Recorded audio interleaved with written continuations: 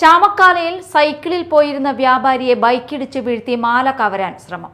Chandrapinni നമ്പ്രാട്ടിച്ചിറയിൽ friends fabrics നടത്തുന്ന കൂരിക്കുഴി കണക്കാട്ട് വീട്ടിൽ 73 വയസ്സുള്ള ശശിധരന്റെ മാലയാണ് പൊട്ടിച്ചെടുക്കാൻ ശ്രമിച്ചത്. ഇന്നലെ രാത്രി 7:45 സംഭവം. കടപൂട്ടി സൈക്കിളിൽ വീട്ടിലേക്ക് വരുന്നതിനിടെ ചാമക്കാല നാലുംകുടിയ സെന്റർ തെയ്യംപറമ്പിന് സമീപത്ത് വെച്ച പുറകിലൂടെ ബൈക്കിലെത്തിയ രണ്ടുപേർ സൈക്കിളിൽ ഇടിച്ചു വീഴ്ത്തി മാല പൊട്ടിച്ചെടുക്കാൻ ശ്രമിക്കുകയായിരുന്നുവെന്ന് ശശിധരൻ പറഞ്ഞു.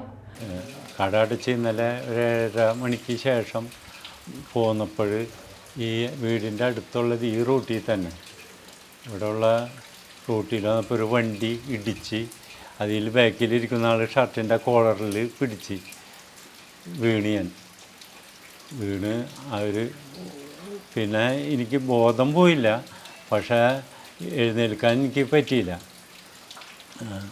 എൻ്റെ കഴുത്തിലൊരു ചെയിനുണ്ടായിരുന്നത് പിന്നെ കണ്ടില്ല. അത് പിന്നെ ആളുകൾ കൂടിയപ്പോൾ അതിലാരോ എടുത്ത്, പ്രദീപൻ എന്ന് പറഞ്ഞാൽ എനിക്ക് അറിയുന്ന ഒരാൾ തന്നെയാണ്, എടുത്ത് അവിടെ കൂടിയിരുന്നതിൽ എൻ്റെ പോക്കറ്റിലിട്ട് വന്നൊരു ചെയിൻ കിടക്കണമെന്ന് പറഞ്ഞിട്ട് എടുത്തിട്ട് വന്നു. ആളുകൾ കൂടിയതോടെ ബൈക്കിലുണ്ടായിരുന്നവർ തന്ത്രപരമായി രക്ഷപ്പെടുകയായിരുന്നു.